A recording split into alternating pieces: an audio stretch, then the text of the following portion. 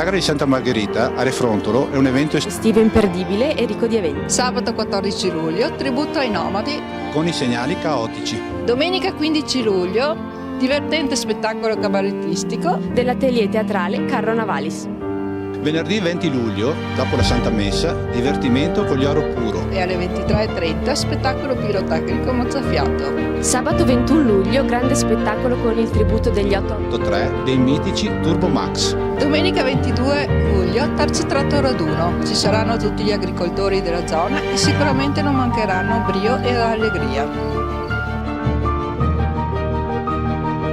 Abbiamo deciso di riportare la festa al Tempietto Spada. come una volta, perché è un luogo molto suggestivo. E vedere i fuochi d'artificio illuminare la nostra Refrontolo è una gioia immensa. Alette, salsicce e costicine? Le trovate al nostro stand. Sì, ma è estate e fa caldo. E che problema c'è? Una bella birra fresca e vedrai come vanno giù. Guarda che abbiamo pensato anche voi giovani.